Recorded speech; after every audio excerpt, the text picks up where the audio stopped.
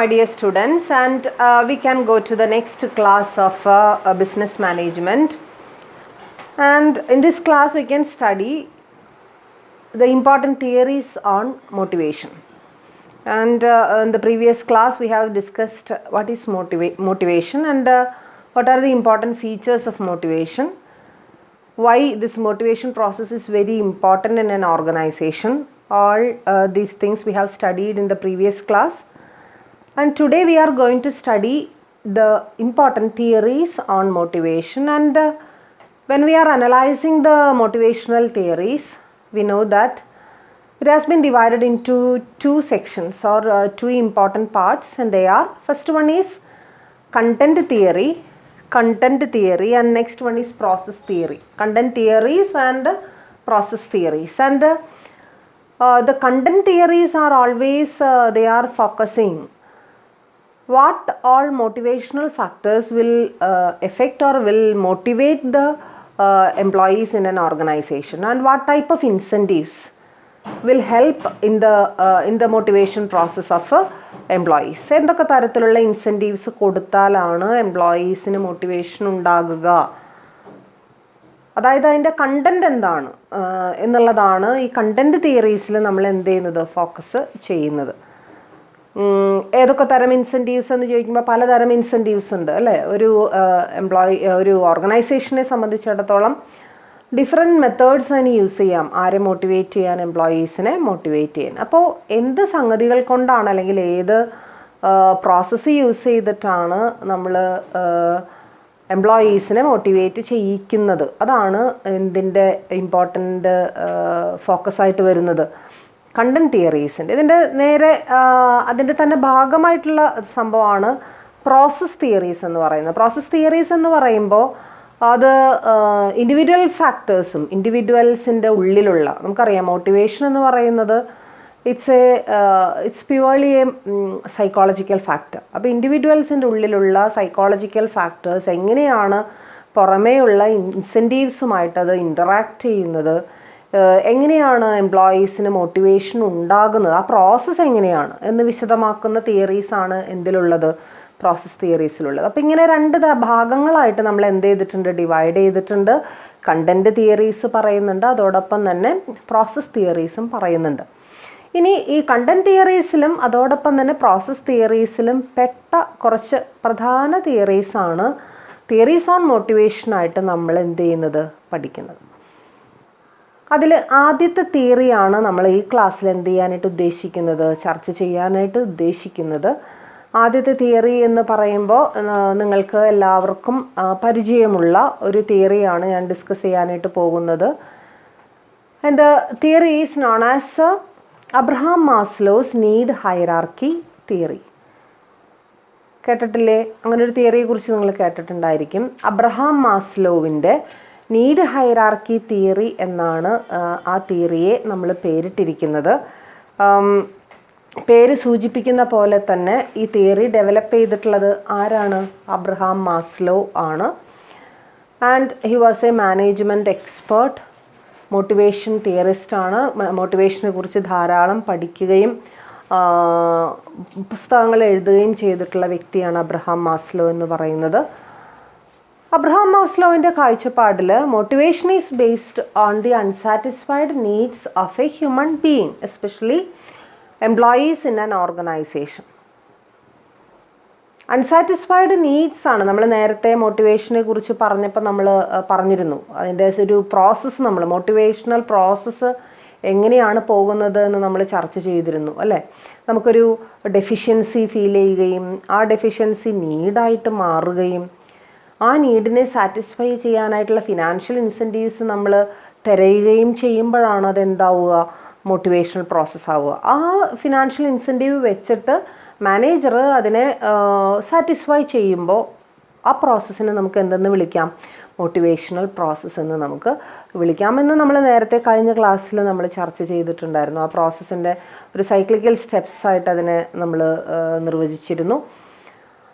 അപ്പോൾ ഇവിടെയും അബ്രഹാം മാസ്ലോവിനെ സംബന്ധിച്ചിടത്തോളം മാസ്ലോ പറയുന്നതും അതുതന്നെയാണ്. അതായത് മോട്ടിവേഷൻ എന്ന് പറയുന്നത് ഒരു വ്യക്തിയുടെ അല്ലെങ്കിൽ ഒരു എംപ്ലോയിയുടെ സാറ്റിസ്ഫൈഡ് ആവാതെ കിടക്കുന്ന അല്ലെങ്കിൽ പൂർത്തിയാക്കാനായിട്ട് സാധിക്കാത്ത, തൃപ്തിപ്പെടുത്താനായിട്ട് സാധിക്കാത്ത നീഡ്സ്, ആ നീഡ്സ് സാറ്റിസ്ഫൈ ചെയ്യുമ്പോഴാണ് അതെന്തായിട്ട് മാറുന്നതെന്ന്, മോട്ടിവേഷനായിട്ട് മാറുന്നത് എന്നുള്ളതാണ് അബ്രഹാം മാസ്ലോ പറയുന്ന ഏറ്റവും പ്രധാനപ്പെട്ട, അല്ലെങ്കിൽ അബ്രഹാം മാസ്ലോ ഈ ഒരു നീഡ് ഹൈറാർക്കി തിയറി ഉണ്ടാക്കിയപ്പോൾ എടുത്തിട്ടുള്ള ബേസിക് അസംഷനും അതുതന്നെയാണ്. ഇനി നമ്മൾ പറഞ്ഞു നമുക്ക് ഡെഫിഷ്യൻസി ഫീൽ ചെയ്യുന്നു, നീഡ് നമുക്ക് അറൈസ് ചെയ്യുന്നു എന്നൊക്കെ നമ്മൾ പറയുന്നുണ്ട്. നീഡാണ് അപ്പോൾ ഇതിൻ്റെ പ്രധാനപ്പെട്ട ബേസ്. അബ്രഹാം മാസ്ലോൻ്റെ നീഡ് ഹൈറാർക്കി തിയറിയുടെ ബേസ് എന്ന് പറയുന്നത് നീഡ് തന്നെയാണ്, അല്ലേ? അത് ആ പേരിൽ നിന്ന് തന്നെ വ്യക്തമാണ്. ഇനി ഇവിടെ അബ്രഹാം മാസ്ലോ നീഡ്സിനെ പ്രസൻറ്റ് ചെയ്തിട്ടുള്ളത് ഒരു ഹയറാർക്കിക്കൽ ഓർഡറിലാണ്. എന്താണ് ആ hierarchical order? Hierarchy, and what you mean by hierarchy? Hierarchy means ranking order. Ranking order, that is hierarchy,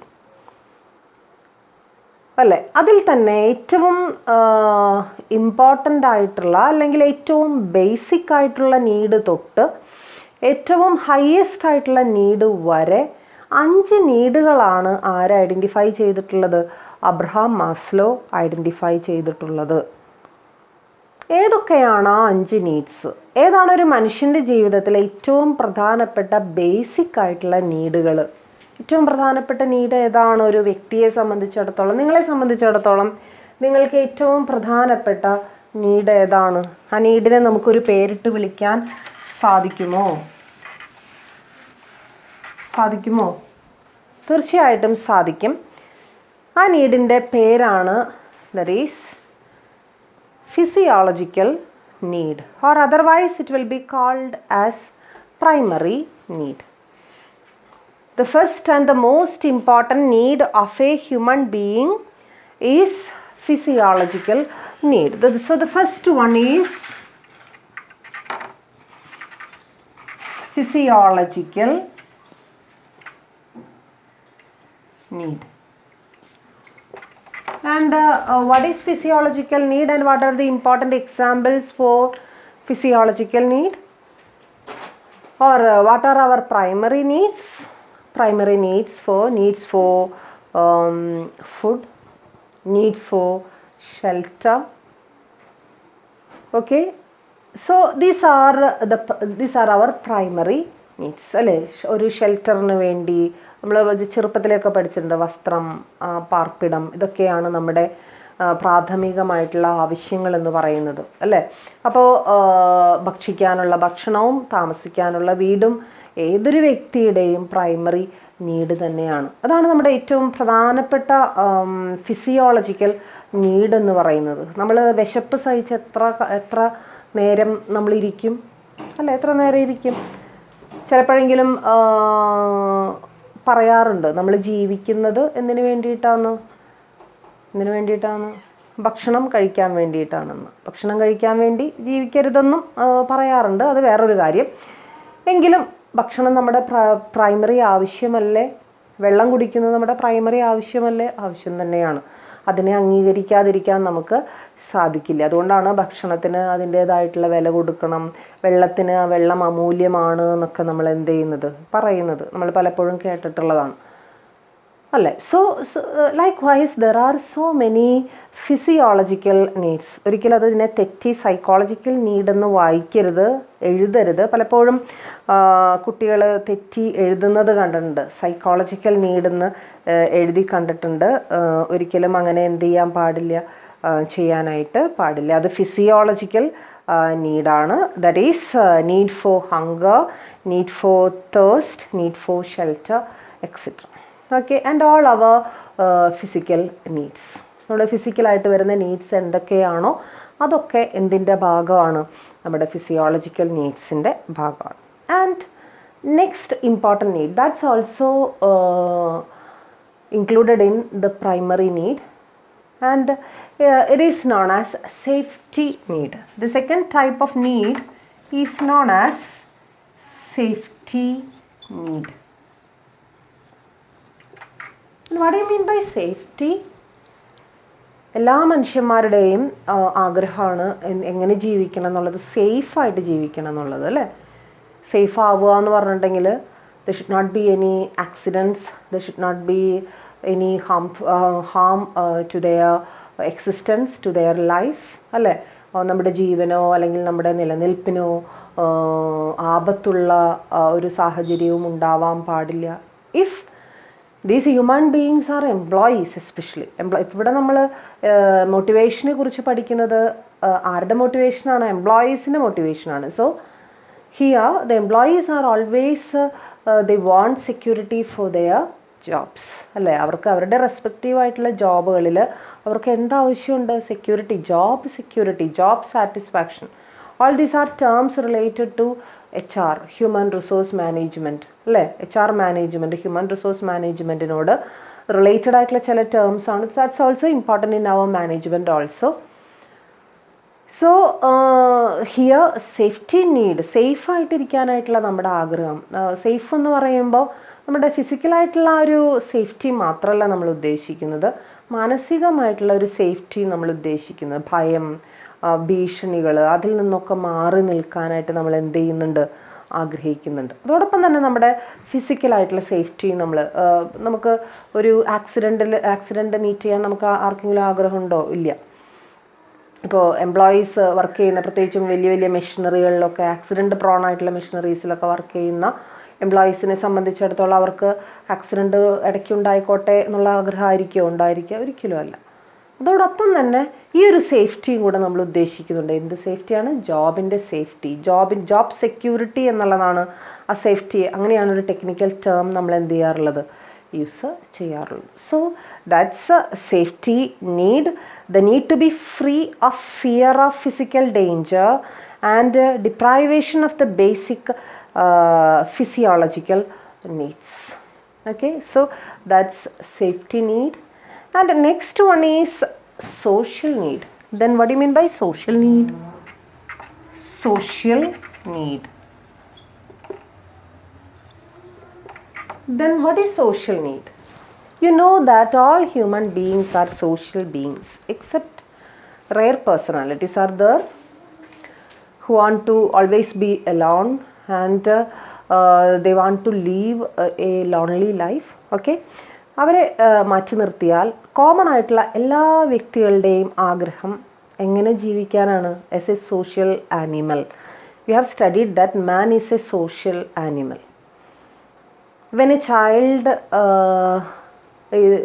is firstly went to school, or when a child is born and he or she is going to school, and at that time itself the socialization process begin. Socialization process അല്ല, എന്താണ് ഈ socialisation process? ഒരു കുട്ടി ഉണ്ടായി, ആ കുട്ടി ഒരു 2.5-3 വയസ്സായി കഴിഞ്ഞാൽ പാരൻസ് അവരെ എവിടെ ചേർത്തും? സ്കൂളിൽ ചേർത്തും. എന്തിനു വേണ്ടിയിട്ട് സ്കൂളിൽ ചേർത്തണം? വീട്ടിലിരുന്നാൽ പഠിച്ചുകൂടെ? ഇപ്പം നമ്മളൊക്കെ എങ്ങനെയാണ് പഠിക്കുന്നത്? വീട്ടിലിരുന്ന് പഠിക്കുകയല്ലേ ചെയ്യുന്നത്? അതെ. എങ്കിലും അങ്ങനെ വീട്ടിലിരുന്ന് പഠിക്കുമ്പോൾ നിങ്ങൾക്ക് തോന്നുന്നില്ലേ എന്തൊക്കെയോ ലാക്കിങ് അവിടെ ഫീൽ ചെയ്യുന്നുണ്ട്. ഇതെന്താണ് അവിടെ ലാക്ക് ചെയ്യുന്നത്? നിങ്ങൾക്ക് ഫ്രണ്ട്സ് ഇല്ല, അല്ലേ? ഫ്രണ്ട്സൊക്കെ കൂടെ ചേർന്ന് പഠിച്ച് എല്ലാവരെയും കൂടെ ഇരുന്നൊക്കെ പഠിക്കുമ്പോഴാണ് നമുക്ക് ആ ഒരു ഇൻട്രസ്റ്റ് നമുക്ക് എന്ത് ചെയ്യുന്നത്? ഫീൽ ചെയ്യുന്നത്, അല്ലേ? അതെല്ലാവർക്കും അങ്ങനെ തന്നെയാണ്. അത് നേരത്തെ ഞാൻ പറഞ്ഞു, റെയർ ആയിട്ടുള്ള കുറച്ച് പേഴ്സണാലിറ്റീസ് ഉണ്ടായിരിക്കാം, താല്പര്യമില്ലാത്ത ആൾക്കാരുണ്ടായിരിക്കാം, അത് വേറെ കാര്യം. എങ്കിലും നമുക്ക് കോമൺ ആയിട്ടുള്ള ആൾക്കാരൊക്കെ അങ്ങനെയാണ്. ആ ഒരു സോഷ്യലൈസേഷൻ പ്രോസസ്സ് എല്ലാവരും ഇഷ്ടപ്പെടുന്നുണ്ട്. ഒരു വ്യക്തിയെ സംബന്ധിച്ചിടത്തോളം, പ്രത്യേകിച്ച് ഒരു എംപ്ലോയിയെ സംബന്ധിച്ച്, ഞാനിപ്പോൾ ഇവിടെ എന്ത് പറയുന്നുണ്ടെങ്കിലും ഞാൻ എംപ്ലോയി എന്ന് പറയുന്നത്, നമ്മളിവിടെ മാനേജ്മെൻറ്റ് അല്ലെങ്കിൽ ബിസിനസ് മാനേജ്മെൻ്റ് ആണ് പഠിക്കുന്നത്. ഇവിടെ നമ്മൾ മോട്ടിവേഷനെ കുറിച്ച് പഠിക്കുന്നത് എന്തിനു വേണ്ടിയിട്ടാണ്? how to motivate the employees, how to motivate the human resources in our organization. നമുക്ക് ഹ്യൂമൻ റിസോഴ്സുകളെ മാത്രമേ മോട്ടിവേറ്റ് ചെയ്യാൻ പറ്റുള്ളൂ. വേറെ ആരെങ്കിലും മോട്ടിവേറ്റ് ചെയ്യാൻ പറ്റുമോ? പറ്റില്ല. ഒരു ഓർഗനൈസേഷനെ സംബന്ധിച്ചിടത്തോളം അവിടെ ലിവിങ് ഓർഗൻസ് അല്ലെങ്കിൽ ലിവിങ് സോഴ്സ് എന്ന് പറയുന്നത് ആര് മാത്രമാണ്? എംപ്ലോയീസ് മാത്രമാണ്, സ്റ്റാഫ് മാത്രമാണ്. അല്ലാതെ മെഷീനറിയോട് പോയിട്ടോ അല്ലെങ്കിൽ റോ മെറ്റീരിയൽസിനോട് പോയിട്ടോ അല്ലെങ്കിൽ വേറെ ഏതെങ്കിലും ഫർണിച്ചറുകളോട് പോയിട്ടോ അവരെ മോട്ടിവേറ്റ് ചെയ്യാൻ നിന്ന് കഴിഞ്ഞാൽ ശരിയാവോ? ഇല്ല.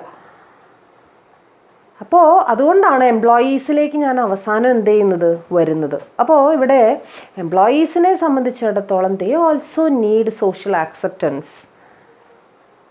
They wish to be a part of a group, and they always like to be accepted in a group or in a team, and co-working, and they accept co-workers.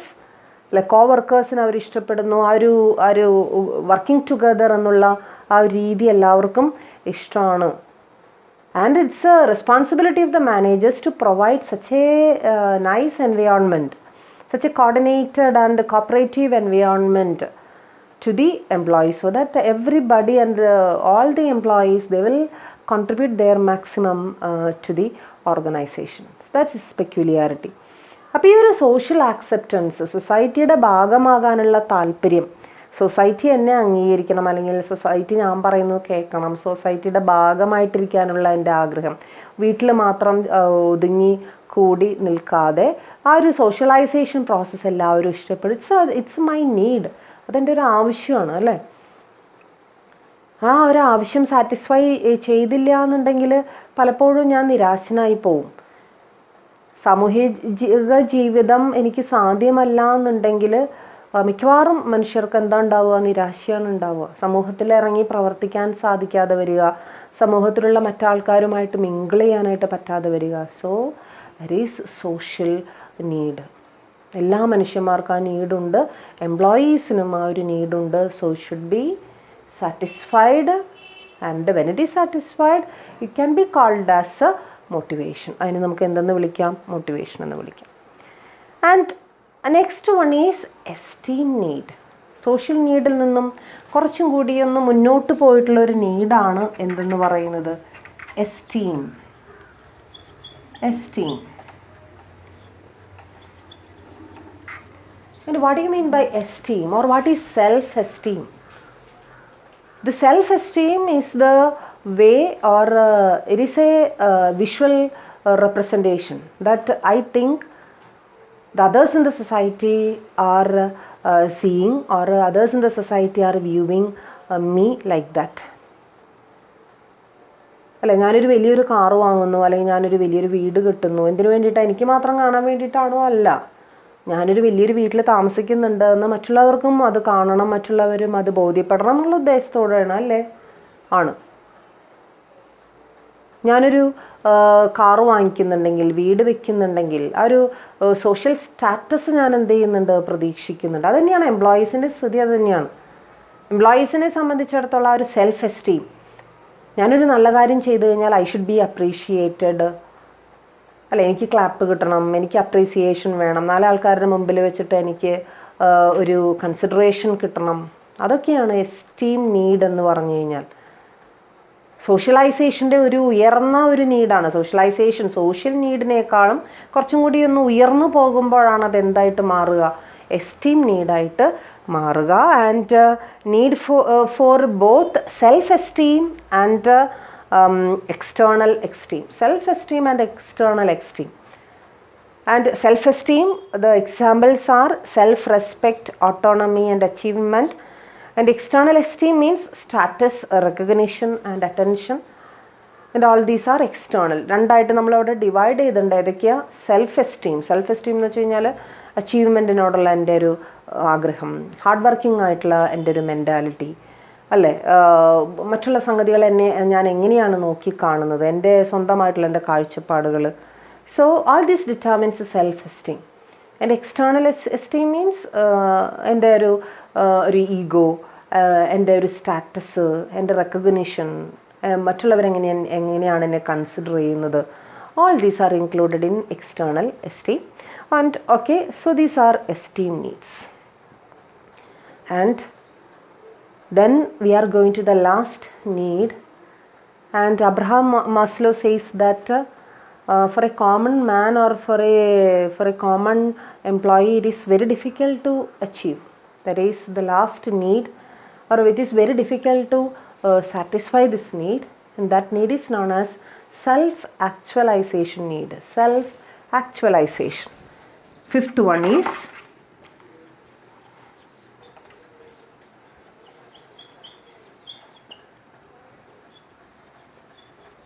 self-actualization. What do you mean by self-actualization?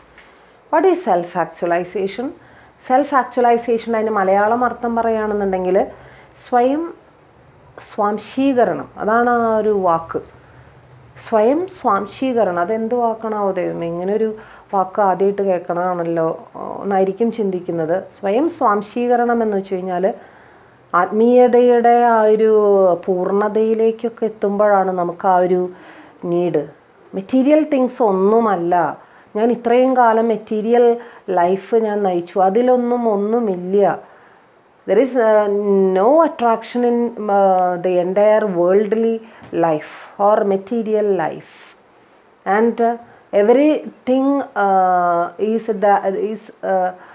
it rests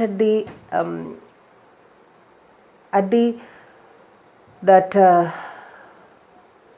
soul or spirit or God. Any way we can define it.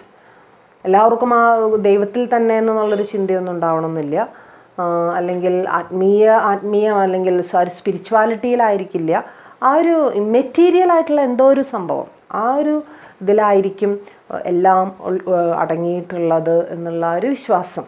അതാണ് self actualization എന്ന് പറയുന്നത്. നമ്മളൊക്കെ അങ്ങനെ ഒരു രീതിയിലേക്ക് പോകാൻ സാധ്യതയുണ്ടോ? നിങ്ങളൊന്ന് ചിന്തിച്ച് നോക്കി. നിങ്ങളൊക്കെ സാധാരണ പറയുന്നത് ഒരു യങ്ങർ ഏജിൽ നമുക്ക് ഒരിക്കലും അങ്ങനെ ആവാൻ പറ്റില്ല എന്നുള്ളതാണ് പറയുന്നത്. അങ്ങനെ ആയിട്ടുള്ളവരൊക്കെ ഉണ്ട്, വേറെ കാര്യമെങ്കിലും ഈ ഒരു നിങ്ങളെപ്പോലെ യങ്സ്റ്റേഴ്സ് ആയിട്ടുള്ള ഒരു സമയത്ത്, ഈ ഒരു യൂത്തിൻ്റെ ഒരു സമയത്ത് ഒരിക്കലും ആ ഒരു ആക്ച്വലൈസേഷനിലേക്ക് നമ്മൾ എത്തില്ല എന്നുള്ളതാണ്. എത്തുന്നുണ്ടെങ്കിൽ തന്നെ ആഫ്റ്റർ ഒരു 60-65 ഏജിലാണ് നമുക്ക് ഈ മെറ്റീരിയൽ ലൈഫിൽ ഒരു മടുപ്പ് തോന്നുന്നത്. പണ്ടൊക്കെ പറയാറുണ്ടല്ലേ, കാശിക്ക് പോവുക എന്നുള്ളൊരു ടേം സാധാരണ വയസ്സായിട്ടുള്ളവർ അല്ലെങ്കിൽ വയസ്സായിട്ടുള്ളവരെ കുറിച്ച് കേട്ടിട്ടുള്ളതാണ്. കാശിക്ക് പോവുക, എല്ലാം അവസാനിപ്പിച്ച് എല്ലാ പ്രാരാബ്ധങ്ങളും കഴിഞ്ഞു. അപ്പോൾ അങ്ങനെയൊക്കെ വരുമ്പോൾ കാശിക്ക് പോകാമെന്ന് ഉദ്ദേശിക്കുന്നത് ആത്മീയതയുടെ ആ ഒരു രീതിയിലേക്ക് മാത്രം ഒതുങ്ങിക്കൂടുക, വേറൊന്നിലും താല്പര്യമില്ലാതാവുക എന്നൊക്കെയാണ് അതുകൊണ്ട് ഉദ്ദേശിക്കുന്നത്. അപ്പോൾ പറയുന്നത് എന്താണെന്ന് വെച്ച് കഴിഞ്ഞാൽ സെൽഫ് ആക്ച്വലൈസേഷൻ നീഡിലേക്ക് എത്തിച്ചേരണമെന്നുണ്ടെങ്കിൽ അത് വളരെ വളരെ എന്താ പറയുക, യോഗികൾ, ഋഷികൾ, സന്യാസികൾ, ഇവർക്കൊക്കെ മാത്രമേ ആ ഒരു ഇതിലേക്ക് എത്തിച്ചേരാനായിട്ട് സാധിക്കുകയുള്ളൂ എന്നുള്ളതാണ് അവിടെ പറയുന്ന ഒരു കാര്യം. ഓക്കെ, സോ അപ്പോൾ ഇത്രയും needs, self actualization needs is a need to maximize one's potential whatever it may be. ഒരാളുടെ പൊട്ടൻഷ്യൽസ്, ആ ഒരു കഴിവുകൾ ഏറ്റവും മാക്സിമം, ആ ഒരു മാക്സിമത്തിലേക്ക് എത്തുമ്പോൾ അതിനെ വിളിക്കുന്ന പേരാണ്. മാക്സിമം കഴിഞ്ഞാൽ ഇനിയൊന്നും യൂസ് ചെയ്യാനില്ല അവിടെ, ഇനിയൊന്നും നമുക്ക് മെറ്റീരിയൽ ഇതിന് വേണ്ടിയിട്ട് ഉപയോഗിക്കാനില്ല എന്ന് വരുമ്പോഴാണ് ഈ സെൽഫ് ആക്ച്വലൈസേഷൻ എന്ന് പറയുന്ന ആ ഒരു സംഭവം അവിടെ ഉണ്ടാകുന്നത്. So these are the 5 important needs identified by Abraham Maslow. Maslow's need hierarchy theory. ഒരിക്കലും ഇത് മറന്നു പോകരുത്. ഈ തിയറി മോട്ടിവേഷൻ തിയറിയുടെ ഏറ്റവും പ്രധാനപ്പെട്ട തിയറിയാണ് Maslow's need hierarchy theory. So ഒരിക്കലും ഇത് മറന്നു പോവാതിരിക്കുക. എപ്പോൾ ചോദിച്ചാലും ഓർമ്മ വേണം. ഇത് നീഡ് ഹൈറാർക്കി തിയറി എന്ന് വെച്ച് കഴിഞ്ഞാൽ ഇത് ഏത് തിയറിയാണെന്ന് ചോദിച്ചു കഴിഞ്ഞാൽ അത് മോട്ടിവേഷൻ തിയറിയാണെന്ന് ഓർമ്മ വരണം. അതോടൊപ്പം തന്നെ ഇത് ആരുടെ തിയറിയാണെന്ന് ചോദിച്ചു കഴിഞ്ഞാൽ അത് അബ്രഹാം മാസ്ലോവിൻ്റെ തിയറിയാണെന്ന് ഓർമ്മ വരണം. അതോടൊപ്പം തന്നെ ഏതൊക്കെ നീഡ്സ് ഉണ്ടെന്ന് ചോദിച്ചു കഴിഞ്ഞാൽ 5 നീഡ്സാണ്. അത് physiological need, safety need, social need, self esteem need, self ഇല്ലെങ്കിലും കുഴപ്പമില്ല, esteem need and self actualization needs ആണ് എന്നുള്ളത് എപ്പോഴും ഓർമ്മ വരണം. Okay, so that's about 5 important needs. ഇവിടെ ഈ നീഡ് ഹൈറാർക്കി തിയറി പറയുമ്പോൾ അബ്രഹാം മാസ്ലോ നീഡ്സുകളെ കുറിച്ച് മാത്രമല്ല പറഞ്ഞത്, അല്ലേ? ആണോ? അതിൻ്റെ അപ്പുറത്തൊരു വാക്കും കൂടി കിടക്കുന്നുണ്ട്. അതെന്താ? Need hierarchy. How we can represent these needs as A hierarchy.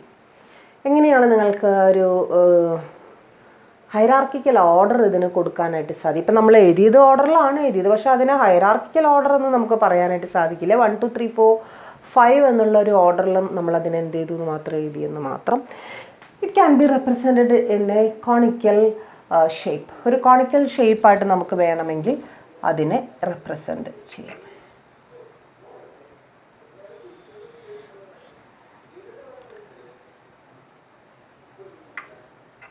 Okay.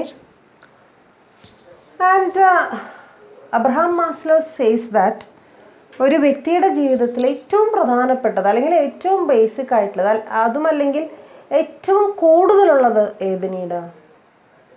That need is known as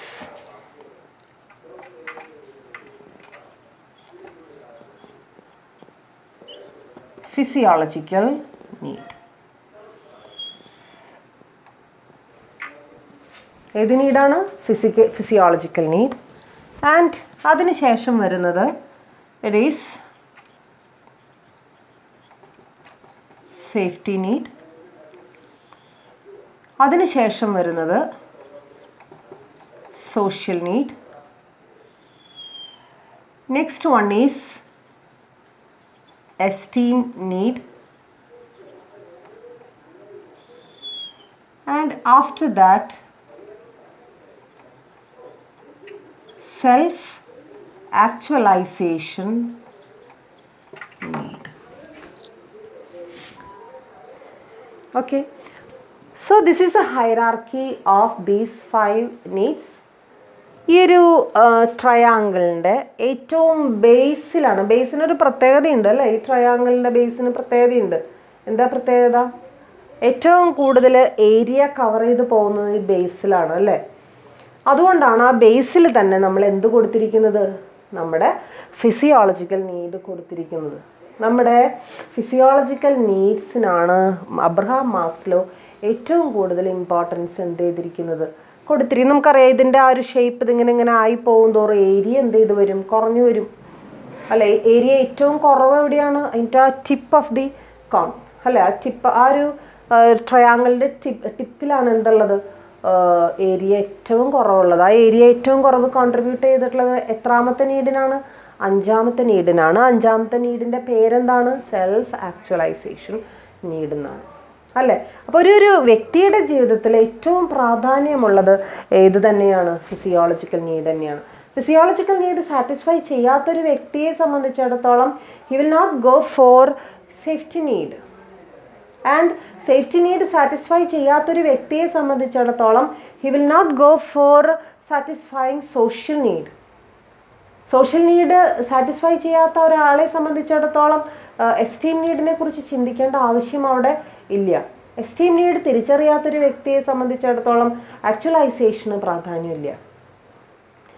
okay, so that this needs are arranged in a hierarchical order. And Abraham Maslow says one more thing, that a person or an employee, we can take as a person or a human being who has an unsatisfied physiological need. ഒരു unsatisfied physiological നീഡുള്ള ഒരു വ്യക്തിയെ സംബന്ധിച്ചിടത്തോളം he will be that much aggressive. He will not be that much refined. His character may be a bad character. അല്ലേ? നല്ല വിശപ്പുള്ളൊരു വ്യക്തിയെ സംബന്ധിച്ചിടത്തോളം അല്ലേ, നമുക്ക് വിശന്നു, കുറേയൊക്കെ നമ്മൾ പിടിച്ചു നിന്നു, വിശന്നു 2 ദിവസം നമ്മൾ വിശന്നു, 3 ദിവസം വിശന്നു, 4 ദിവസം വിശന്നു. ആദ്യമൊക്കെ നമ്മൾ വളരെ ഡീസൻ്റായിട്ടൊക്കെ നമ്മൾ പോയി. കുറേ കഴിയുമ്പോൾ എന്താ സംഭവിക്കുക? എന്തുണ്ടാവുക? നമ്മൾ അഗ്രസീവായിട്ട് മാറും അല്ലേ? അഗ്രസീവായിട്ട് മാറുക എങ്ങനെയാണ്? ഒരു ചെറിയൊരു എക്സാമ്പിൾ പറയുകയാണെന്നുണ്ടെങ്കിൽ, നമ്മൾ ചിലപ്പോൾ വേറൊരാളുടെ കയ്യിലിരിക്കുന്ന ഭക്ഷണം നമ്മൾ തട്ടിപ്പറിച്ചു എന്ന് വരാം. നമുക്ക് വല്ല മാന്യതയുണ്ടോ? ഒരു മാന്യതയും ഇല്ല അല്ലേ? ഇപ്പോൾ ഈ ഫിസിയോളജിക്കൽ നീഡ് സാറ്റിസ്ഫൈ ചെയ്യാത്തൊരു വ്യക്തിയെ സംബന്ധിച്ചിടത്തോളം അയാൾക്ക് ഒരിക്കലും മാന്യനാവാൻ സാധിക്കില്ല അല്ലേ? അയാൾക്ക് ഒരിക്കലും ഭയങ്കര ജെൻറ്റിലായിട്ടുള്ളൊരു പേഴ്സൺ ആവാൻ ഒരിക്കലും സാധിക്കില്ല. അയാൾക്ക് ഒരിക്കലും റിഫൈൻഡ് ആയിട്ടുള്ള പേഴ്സണാലിറ്റി ആവാൻ സാധിക്കില്ല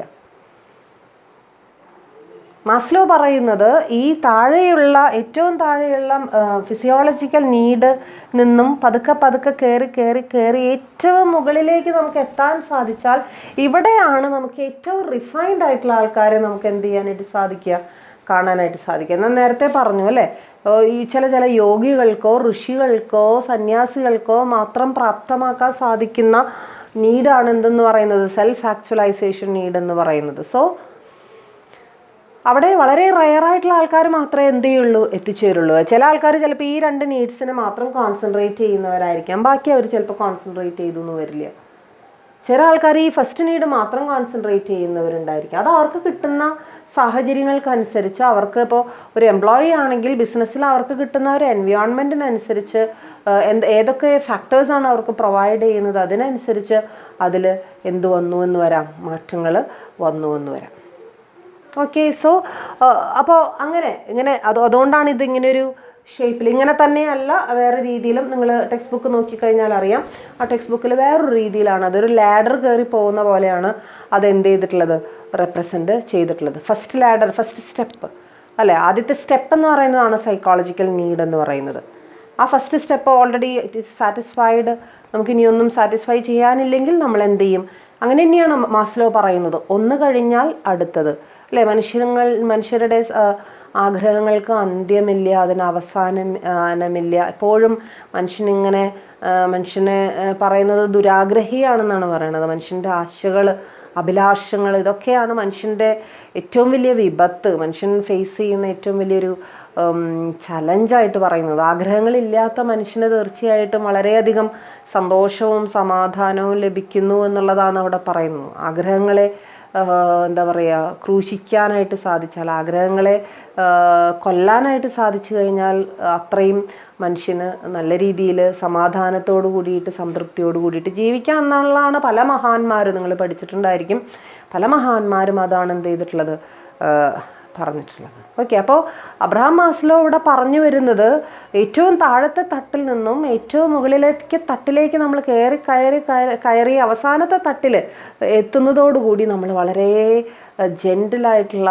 വളരെ റിഫൈൻഡ് ആയിട്ടുള്ള, ഒരു തെറ്റും കുറ്റവും പറയാനില്ലാത്തൊരു വ്യക്തിയായിട്ട് നമ്മൾ എന്ത് ചെയ്യും എന്നുള്ളതാണ്, മാറും എന്നുള്ളതാണ്. And Abraham Maslow says that it is the duty and it is the responsibility of all managers to know where a particular employee is standing and what are the unsatisfied needs of the employees in an organization, whether it is physiological need, whether it is safety need, social need, esteem need or actualization need. ഏതിലാണ് നമ്മുടെ employees നിൽക്കുന്നത്, ഏതാണ് നമ്മൾ satisfy ചെയ്ത് കൊടുക്കേണ്ടത് എന്ന് തിരിച്ചറിയുക എന്നുള്ളതാണ് മാനേജേഴ്സിൻ്റെ responsibility. It is a challenging task also. It's a complex process also. We cannot read the mind of a person. അല്ലേ, പുറമേ നമുക്ക് എത്ര വേണമെങ്കിലും, ഒരു ബുക്ക് വേണമെങ്കിൽ ഒരു നിമിഷ നേരം കൊണ്ട് വേണമെങ്കിൽ വായിച്ച് തീർക്കാം. പക്ഷേ ഒരു വ്യക്തിയുടെ മനസ്സിനെ വായിക്കുക എന്ന് പറയുന്നത് it's A most difficult thing in the world അല്ലേ. നമ്മുടെ മുഖത്ത് നോക്കി ചിലപ്പോൾ നല്ല നല്ല കാര്യങ്ങൾ പറയുന്നുണ്ടായിരിക്കും, പക്ഷേ ഉള്ളിൽ പറയുന്നത് എന്താണെന്ന് നമുക്കിത് അറിയാനായിട്ട് സാധിക്കില്ല അല്ലേ. എന്തോ ഒരു വിചിത്രമായിട്ടുള്ളൊരു സംഭവമാണെന്ന് ആലോചിച്ച് നോക്കി. ആർക്കെങ്കിലും പറയാൻ സാധിക്കുമോ അവരുടെ മനസ്സിലിതായിരുന്നുവെന്ന്? മുഖം മനസ്സിൻ്റെ കണ്ണാടിയാണെന്നൊക്കെ പറയുമെങ്കിലും അത് പറയാൻ തന്നെ കൊള്ളുള്ളൂ. പലപ്പോഴും മുഖത്താ എക്സ്പ്രഷൻ വരുത്താതെ തന്നെ പല കാര്യങ്ങളും മനസ്സിലിട്ട് എന്താ പറയുക, ക്രമീകരിച്ചെടുക്കാനായിട്ട് കഴിവുള്ള ആൾക്കാരാണ് ആര്? മനുഷ്യന്മാർ അല്ലേ. അപ്പോൾ നമ്മളിപ്പോൾ ഇവിടെ അതിനെക്കുറിച്ചിട്ടൊന്നും അല്ല പറയുന്നത്, നമ്മൾ മോട്ടിവേഷനെ കുറിച്ചിട്ടാണ് നമ്മളിപ്പോൾ ഇവിടെ പറഞ്ഞു വരുന്നത്. മോട്ടിവേഷൻ ഇതൊരു പ്യുവർലി ഒരു മാനസികമായിട്ടുള്ള ഒരു, പ്രത്യേകിച്ചും പേഴ്സണാലിറ്റിയുടെ, ഒരു ആളെ മോട്ടിവേറ്റ് ചെയ്യുന്ന പോലെ നമ്മൾ മോട്ടിവേഷൻ്റെ ക്യാരക്ടർ പഠിച്ചപ്പോൾ പഠിച്ചൊരു പ്രധാനപ്പെട്ട ഒരു സംഭവമാണ്. ഒരു വ്യക്തിയെ മോട്ടിവേറ്റ് ചെയ്യുന്ന പോലെ വേറൊരു വ്യക്തിയെ നമുക്ക് മോട്ടിവേറ്റ് ചെയ്യാൻ പറ്റില്ല. ചിലപ്പോൾ അവർ രണ്ടുപേരും ഒരേ അൺസാറ്റിസ്ഫൈഡ് നീഡിൽ നിൽക്കുന്ന വ്യക്തിയായിരിക്കും. ചിലപ്പോൾ രണ്ടുപേരും ഫസ്റ്റത്തെ തട്ടിൽ നിൽക്കുന്ന ആളായിരിക്കും, രണ്ടുപേരും അടുത്ത തട്ടിൽ നിൽക്കുന്ന ആൾക്കാരായിരിക്കാം. എങ്ങനെ വന്നാലും ചിലപ്പോൾ നമ്മൾ അതൊക്കെ നോക്കിയിട്ട് കാൽക്കുലേറ്റ് ചെയ്തിട്ട് അവരെ മോട്ടിവേറ്റ് ചെയ്യാൻ പോയി കഴിഞ്ഞാൽ ചിലപ്പോൾ രണ്ട് ഭാഗത്തുനിന്ന്, രണ്ട് പേരിൽ നിന്നും കിട്ടുന്നത് രണ്ട് തരത്തിലുള്ള റെസ്പോൺസ് ആയിരിക്കും. ഓക്കെ, അപ്പോൾ ഇതൊക്കെയാണ് അബ്രഹാം മാസ്ലോവിൻ്റെ ചില അസംഷനുകൾ, ചില നീഡ്സുകൾ, 5 പ്രധാനപ്പെട്ട നീഡ്സുകൾ എന്നൊക്കെ നമ്മൾ പറഞ്ഞു. ഇനി അതിൻ്റെ ഒരു ഇവാലുവേഷൻ. ഇതിൽ ഏറ്റവും കൂടുതൽ ക്രിറ്റിസിസംസ് ഫേസ് ചെയ്യേണ്ടി വന്ന ഒരു വ്യക്തിയാണ് അബ്രഹാം മാസ്ലോ എന്ന് പറയുന്നത്. ഈ ഒരു തിയറി ഉണ്ടാക്കിയതിന് ശേഷം പല മാനേജ്മെൻറ്റ് എക്സ്പേർട്ടുകളുടെ ഭാഗത്തു നിന്നും പല രീതിയിലുള്ള എന്താ പറയുക ക്രിറ്റിസിസംസ് ആർക്ക് ഫേസ് ചെയ്യേണ്ടി വന്നിട്ടുണ്ട്? അബ്രഹാം മാസ്ലോന് ഫേസ് ചെയ്യേണ്ടി വന്നിട്ടുണ്ട്. അതിലൊരു പ്രധാനപ്പെട്ട ക്രിറ്റിസിസം എന്ന് പറയുന്നത് അബ്രഹാം മാസ്ലോ പറയുന്നത് whenever a person satisfies the first need, he will go to the second one, and if he satisfies the second one, he will go to the third one, and after satisfying the third one, he will certainly go to the fourth one. എന്നുള്ള ആ ഒരു മനുഷ്യനെ എന്താ പറയുക, വളരെ അത്യാഗ്രഹിയും ഗ്രീഡിയുമായിട്ട് കാണുന്ന, ശരിക്കും അങ്ങനെ തന്നെയാണ് ബേസിക്കലി, എങ്കിലും അങ്ങനെ ഒരു തിയറി ആയിട്ട് അത് എക്സ്പ്രസ് ചെയ്തപ്പോൾ പല ആൾക്കാർക്കും അതെന്താ ചെയ്യാനായിട്ട് സാധിച്ചില്ല എന്നുള്ളതാണ്, ആക്സെപ്റ്റ് ചെയ്യാനായിട്ട് സാധിച്ചില്ല. എന്തുകൊണ്ടാണ് മനുഷ്യൻ ഇത്രയും മോശമായിട്ട് ചിത്രീകരിച്ചത് എന്നുള്ളതായിരുന്നു അവരുടെ ക്രിട്ടിസൈസ് ചെയ്തിട്ടുള്ള പോയിന്റിൽ ഏറ്റവും പ്രധാനപ്പെട്ട പോയിന്റ് എന്ന് പറയുന്നത്. ഒരു നീഡ് ഒന്ന് തൃപ്തി കണ്ടെത്തി കഴിഞ്ഞാൽ വീണ്ടും അടുത്തതിലേക്ക് ഇങ്ങനെ ചാടി പോകുന്ന മനുഷ്യൻ്റെ ആ ടെൻഡൻസി, അത് ഇങ്ങനെ എന്താ പറയുക വെളിച്ചത്ത് കൊണ്ടുവന്നതിൽ പലർക്കും എന്തുണ്ടായിരുന്നു? അതൃപ്തി ഉണ്ടായിരുന്നു. ആ അതൃപ്തി അവരുടേതായിട്ടുള്ള ക്രിറ്റിസിസത്തിലൂടെ അവരെന്ത് ചെയ്യുകയും ചെയ്തിരുന്നു? രേഖപ്പെടുത്തുകയും ചെയ്തിരുന്നു. ഇനി അവിടെ പറയുന്ന വേറൊരു സംഭവം, അതായത് അബ്രഹാം മാസ്ലോ പ്രൈമറി നീഡ്സ് എന്നും സെക്കൻഡറി നീഡ്സ് എന്നും പറഞ്ഞ് 2 നീഡ്സ് ആയിട്ട് അവിടെ തരംതിരിച്ചിരുന്നു. Primary and secondary need. നമ്മൾ നേരത്തെ 5 നീഡുകൾ പറഞ്ഞതിൽ ആദ്യത്തെ 2 പ്രൈമറിയിൽ പെട്ടതാണ്, പിന്നത്തെ 3 സെക്കൻഡറിയിൽ പെട്ടതാണ്. പ്രൈമറി നീഡ്സ് എന്ന് വെച്ച് കഴിഞ്ഞാൽ the basic needs a human being needs to satisfy, that is a primary. and what you mean by secondary, basic അല്ലാത്ത, ബേസിക് സാറ്റിസ്ഫൈ ചെയ്ത് കഴിഞ്ഞാൽ നമുക്ക് സെക്കൻഡറി ആയിട്ട് തോന്നുന്ന ആ ഒരു എന്താ പറയുക need, that is secondary need എന്ന് പറയും. ഇങ്ങനെയുള്ളൊരു ക്ലാസിഫിക്കേഷൻ ശരിക്കും പറഞ്ഞു കഴിഞ്ഞാൽ ശരിയല്ല എന്നുള്ളതാണ് പല ആൾക്കാരും പറയുന്നത്. അങ്ങനെ പ്രൈമറി നീഡ്സ് ആയിട്ട് മാറ്റി നിർത്തി, പ്രൈമറി നീഡ് കഴിഞ്ഞാൽ സെക്കൻഡറി നീഡ്. പക്ഷെ ആക്ച്വലി അങ്ങനെയല്ല എന്നുള്ളത്, അത് ശരിക്കും അങ്ങനെ തന്നെയാണ് അല്ലേ. ഇപ്പോൾ ഒരു വ്യക്തി പ്രൈമറി നീഡ്സിന് വേണ്ടി മാത്രം ജീവിക്കുന്ന വ്യക്തികളെ നമുക്ക് കണ്ടെത്താനായിട്ട് പ്രയാസമായിരിക്കും. നമ്മുടെ നിത്യജീവിതത്തിൽ we are satisfying both these needs, primary as well as our secondary needs. അല്ല, ഒരു വ്യക്തിയെ നമ്മളൊരു സിമ്പിൾ എക്സാമ്പിളായിട്ട് എടുക്കുകയാണെന്നുണ്ടെങ്കിൽ ആ വ്യക്തി അയാളുടെ വ്യക്തി ജീവിതത്തിൽ പ്രൈമറി നീഡ്സ് സാറ്റിസ്ഫൈ ചെയ്യുന്നതോടൊപ്പം സെക്കൻഡറി നീഡ്സ്, ഇപ്പോൾ ഫിസിയോളജിക്കൽ നീഡ്സ്, ഹങ്കർ, ഫുഡ്, ഇതൊക്കെ നമ്മൾ സാറ്റിസ്ഫൈ ചെയ്യുന്നതോടൊപ്പം തന്നെ നമ്മുടെ സെൽഫ് എസ്റ്റീം, എന്താ പറയുക സൊസൈറ്റി നീഡ്സ്, ഇതൊക്കെ നമ്മൾ എന്ത് ചെയ്യുന്നുണ്ട്? പൂർത്തീകരിക്കുന്നുണ്ട്. അപ്പോൾ അതൊക്കെ സൈമൾട്ടേനിയസ് ആയിട്ട് സംഭവിക്കുന്നതാണ്, ഒരേ സമയത്ത് തന്നെ സംഭവിക്കുന്നതാണ്. അല്ലാതെ ഒന്ന് സാറ്റിസ്ഫൈ ചെയ്ത് കഴിഞ്ഞ് അടുത്തതിലേക്ക് എന്നുള്ള ആ ഒരു സങ്കല്പം പല ആൾക്കാർക്കും എന്ത് ചെയ്തിട്ടില്ല, ഇഷ്ടപ്പെട്ടിട്ടില്ല. അപ്പം അങ്ങനെ ഒരു ക്ലാസിഫിക്കേഷൻ തന്നെ ശരിയല്ല എന്നുള്ളതും, എല്ലാം ഒരുമിച്ച് ഒരേ സമയം സാറ്റിസ്ഫൈ ചെയ്ത് പോകുന്ന ഘടകങ്ങളാണെന്നും ആര് പറഞ്ഞു? ചില എക്സ്പേർട്സ് പറഞ്ഞു. ആൻഡ് പിന്നീട് അവിടെ ഒരു വലിയൊരു ക്രിറ്റിസിസം വന്നത് എന്താണെന്ന് വെച്ച് കഴിഞ്ഞാൽ, ഒരു തിയറി എന്നുള്ള നിലയ്ക്ക് പലപ്പോഴും തിയറിയുടെ ഏറ്റവും പ്രധാനപ്പെട്ട ഒരു ക്യാരക്ടറാണ് യൂണിവേഴ്സൽ അപ്ലിക്കേഷൻ എന്ന് പറയുന്നത്. Universal application. ആൻഡ് പല ആൾക്കാരും പറയുന്നത് ഈ ഒരു തിയറിക്ക്, നമ്മുടെ അബ്രഹാം മാസ്ലോവിൻ്റെ നീഡ് ഹൈറാർക്കി തിയറിക്ക് ആ ഒരു യൂണിവേഴ്സൽ അപ്ലിക്കേഷൻ ഇല്ല എന്നുള്ളതാണ്. അബ്രഹാം മാസ്ലോ എന്ന് പറയുന്ന ഒരു US സിറ്റിസൺ ആണ്. അതുകൊണ്ട് തന്നെ അബ്രഹാം മാസ്ലോ ഉണ്ടാക്കിയിട്ടുള്ള നീഡ് ഹൈറാർക്കി തിയറിയും US ബേസ്ഡ് ആയിട്ടുള്ള, അല്ലെങ്കിൽ US കൾച്ചറിനെ ബേസ് ചെയ്തിട്ടുള്ള ഒരു തിയറി ആണെന്നും അതിനെ ഒരിക്കലും എല്ലാ രാജ്യങ്ങളിലും അതേപോലെ ആക്സെപ്റ്റ് ചെയ്യാനായിട്ട് സാധിക്കില്ല എന്നുള്ള ഒരു വാദമുഖമാണ് പല ക്രിട്ടിക്കുകളും എന്ത് ചെയ്തിട്ടുള്ളത്, വെച്ചിട്ടുള്ളത്. അപ്പോൾ യൂണിവേഴ്സൽ ആപ്ലിക്കേഷൻ എന്ന് വെച്ചാൽ എല്ലാ കൺട്രീസിലും ഒരേപോലെ അവിടുത്തെ കൾച്ചറിനെ അക്കോമഡേറ്റ് ചെയ്തുകൊണ്ട് അതെന്ത് ചെയ്യാനായിട്ട് സാധിക്കണം, യൂസ് ചെയ്യാനായിട്ട് സാധിക്കണം. പക്ഷേ ഈ ഒരു തിയറിക്ക് അങ്ങനെയുള്ളൊരു പോരായ്മ അല്ലെങ്കിൽ അങ്ങനെയുള്ളൊരു അഡ്വാൻറ്റേജ് അതിന് ഒരിക്കലും നേടാനായിട്ട് സാധിക്കില്ല എന്നുള്ളൊരു വേറൊരു ക്രിറ്റിസിസം അവിടെ പറയുന്നുണ്ട്. അതോടൊപ്പം തന്നെ researchers has indicated that top managers are more able to satisfy their higher level needs than lower level managers, and further it has been found that fulfillment of needs will vary according to the person's job, age, background and size of the family. ഒരു വ്യക്തിയെ സംബന്ധിച്ചിടത്തോളം അയാളുടെ needs satisfy ചെയ്യുക എന്ന് പറയുമ്പോൾ അതിൽ അയാളുടെ ആഗ്രഹം മാത്രം പോരാ, നീഡ് റൈസ് ചെയ്യുന്ന രീതി മാത്രമല്ല അവിടെ ഉള്ളത്, ഒരുപാട് അതിനെ സപ്പോർട്ട് ചെയ്യുന്ന അല്ലെങ്കിൽ അതിനെ എതിർക്കുന്ന ഒരുപാട് ഫാക്ടേഴ്സ് ഉണ്ട് അല്ലേ. ചില നീഡ്സ് നമുക്കുണ്ട്, അതേസമയം എൻ്റെ family atmosphere is not that much better. So ആ നീഡിനെ ഞാൻ എന്ത് ചെയ്യാണ്, സപ്രസ് ചെയ്യാണ്. എനിക്കതിനെ എന്ത് ചെയ്യാൻ പറ്റുന്നില്ല, സാറ്റിസ്ഫൈ ചെയ്യാനായിട്ട് സാധിക്കുന്നില്ല. ഇപ്പോൾ ഒരു ഓർഗനൈസേഷൻ ആണെന്നുണ്ടെങ്കിൽ ആ ഓർഗനൈസേഷനിൽ ടോപ്പ് ലെവലിലുള്ള എംപ്ലോയീസൊക്കെ ആണെന്നുണ്ടെങ്കിൽ അവർക്ക് എങ്ങനെയെങ്കിലും അവരുടെ നീഡ്സ് സാറ്റിസ്ഫൈ ചെയ്യാം.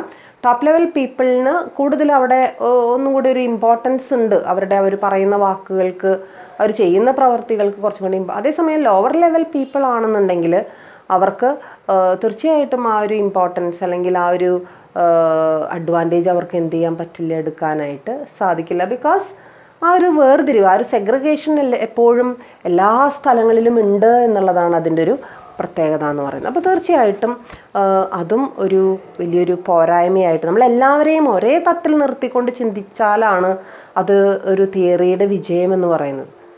അതേസമയം അബ്രഹാം മാസ്ലോൻ്റെ തിയറിക്ക് അത് സാധിച്ചിട്ടില്ല.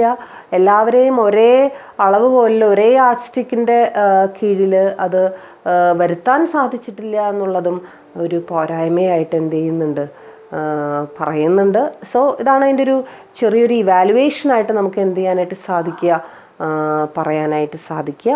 അപ്പോൾ അബ്രഹാം മാസ്ലോൻ്റെ തിയറി, നീഡ് ഹൈറാർക്കി തിയറി, ഏതൊക്കെ നീഡ്സാണ് അവിടെ വരുന്നതെന്നും ആ നീഡ്സിനെ എങ്ങനെയാണ് സാറ്റിസ്ഫൈ ചെയ്യേണ്ടതെന്നും എങ്ങനെ പോയാലായിരിക്കും നമുക്ക് അത് എഫക്റ്റീവായിട്ട് കൊണ്ടു നടക്കാനായിട്ട് സാധിക്കുക എന്നുള്ളതും ഒക്കെയാണ് ഇവിടെ നമ്മൾ എന്ത് ചെയ്തത്, പഠിച്ചത്. അപ്പോൾ എന്താ പറയുക, തിയറി വളരെ ഈസി ആയിട്ടുള്ളൊരു തിയറിയാണ്.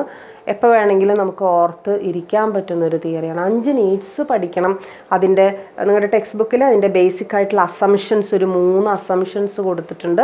അതോടൊപ്പം തന്നെ അതിൻ്റെ ഇവാലുവേഷൻ കൊടുത്തിട്ടുണ്ട്. മെയിൻലി അതിൽ ക്രിറ്റിസിസംസ് ആണ് പറയുന്നത്, ഇവാലുവേഷനും കൊടുത്തിട്ടുണ്ട്.